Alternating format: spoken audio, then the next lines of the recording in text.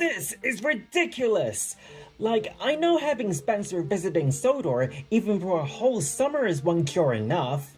But having him being sold to our railway full-time onwards is just... Disgraceful! disgusting! Despicable! Settle down now, you three. I understand not all of us are happy about it given our history with him, but we just got to make the best use of a bad situation. Quite right, Edward. While I get that most of you aren't looking forward to having Spencer as part of our railway, but given the circumstances, I want you to try and make him welcome and comfortable as you can. Even you, Gordon. I know you two don't always see eye to eye, but since you are his cousin, he might need one of his family members to look out for him. Yes, sir. I'll do my best.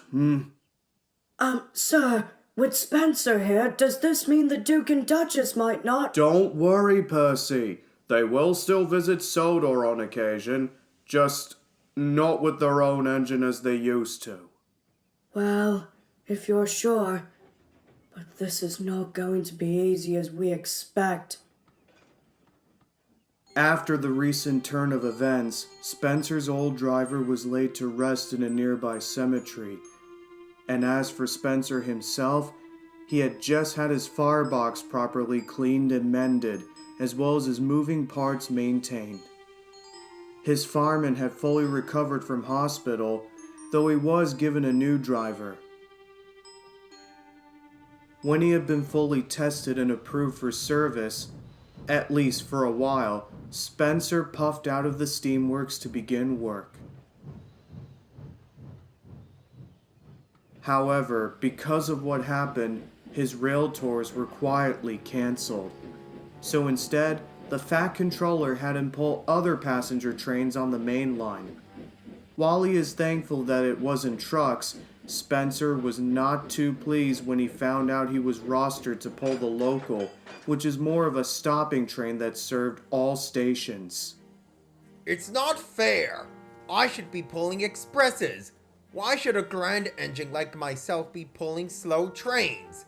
Surely another common working engine would be more suitable for jobs like that. All jobs on the railway are important, Spencer. It's not about being in the spotlight. You only say that because you're not full of prestige and honor as I have. Well, you're not in the position of the nobility right now, so you might as well give it a rest.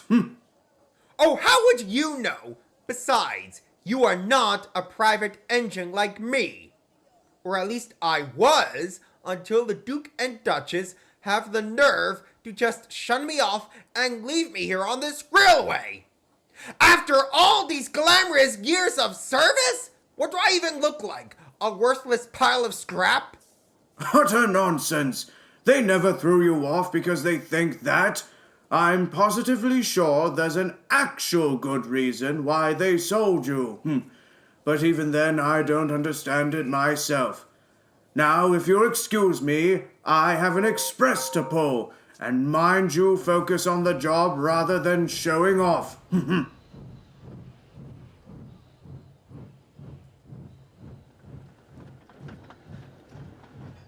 Pah!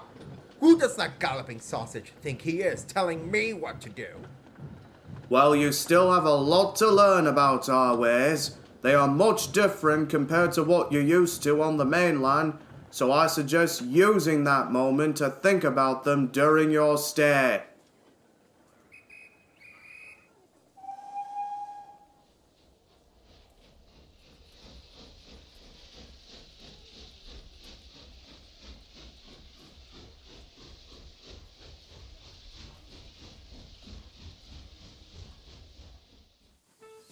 Spencer grumbled dreadfully as he puffed along the line with the local.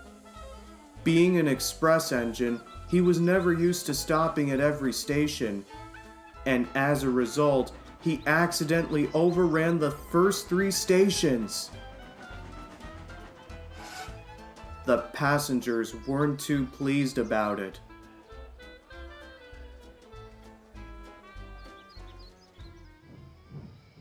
At the end of the day, he felt cross and exasperated. He backed into Tidmouth's sheds when he overheard the other engines talking, including Oliver, who was in a bad mood. "The nerve of that scarlet deceiver, I tell you, trying to block me, at the level crossing, and spewing out his bloody praises about roads, just as I was about to leave with my passengers.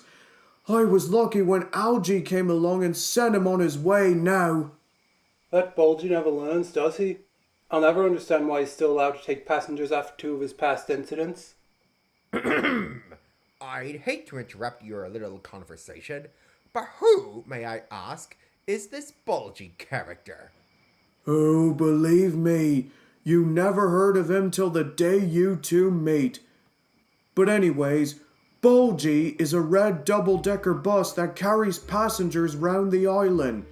He has a very strong distaste for the railways and believes they should all be ripped up. He first tried stealing our passengers back in 1968 until after he got stuck under a bridge, he got demoted and was turned into a hen house for 6 years. Sometime later, he was restored to help out with the summer traffic again until he was converted into a mobile vegetable stand after an incident with some chickens. He stayed that way until some years later when he was reverted back again into a regular bus to help Bertie and Algy. Albeit, he still never learned sense. Pah! You're just a small engine. That's why he's rude to you engines. But I'm sure he'll never dare cause me any trouble. Just leave him to me. Okay, and how are you going to do about it? Well, I could simply beat him in a race any day, since I'm the fastest engine here now. I'll prove to him and all of you that no other vehicle can ever outrun me. No one is ever impressed about the idea, and not another word was said for a whole evening.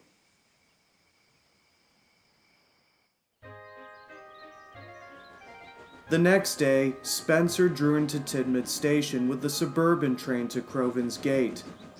Thankfully for him, this service doesn't have to stop at every station, though it is a guaranteed connection with any trains from the branch lines. While he waited, he heard the sound of a bell in the distance. Sure enough, Bulgy drove in, grumbling his usual ways. "Free the roads! Free the roads from railway tyranny!"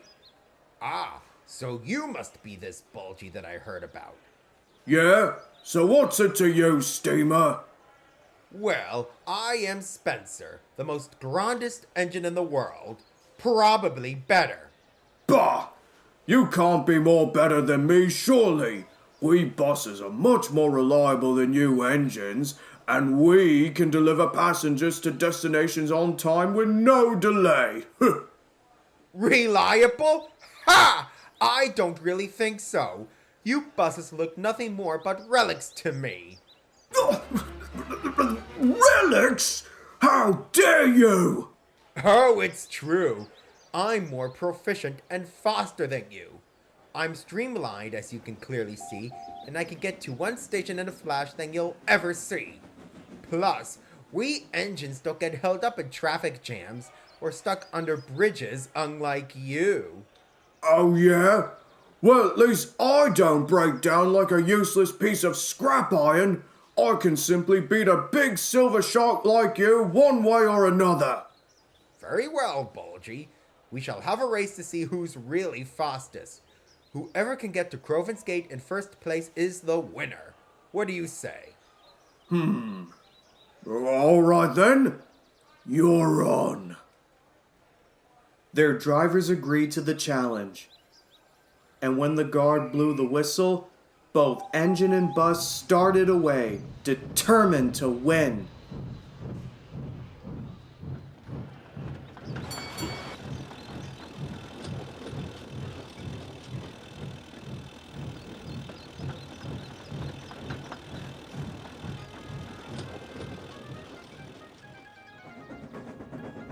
Spencer pounded through Henry's tunnel, going faster and faster.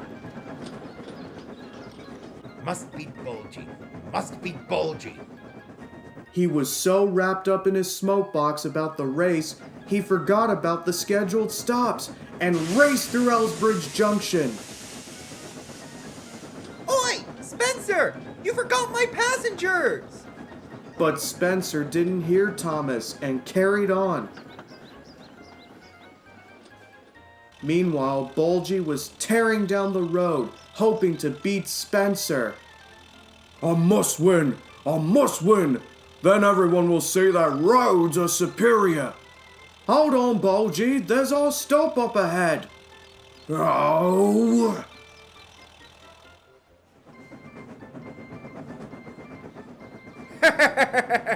Looks like I'm winning already. See you at the finish line, slow coach. Come on, faster! Gotta get back out there before he does! Hurry up!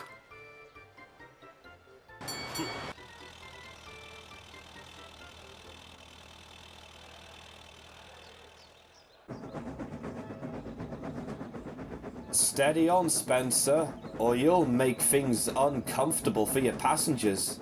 Nonsense! I'm both a fast and smooth runner. There's no way I can lose this race to that double-decker nuisance.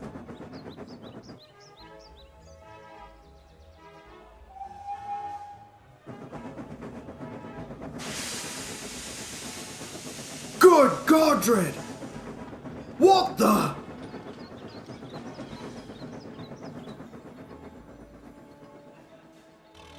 Come on, driver! More maximum speed! You're not a race car, Bulgy. And anyway, you can just do it! Spencer and Bulgy were so caught up in their race, they didn't realize they are heading for trouble.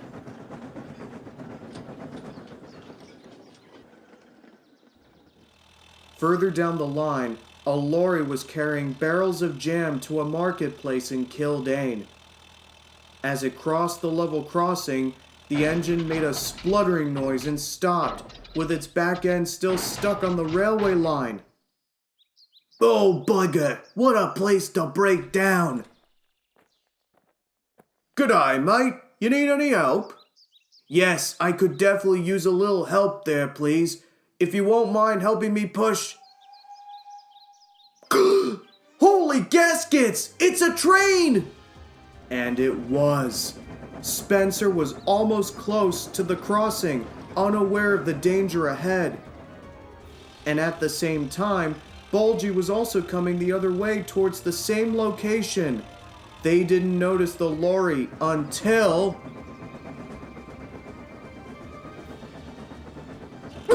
Yikes!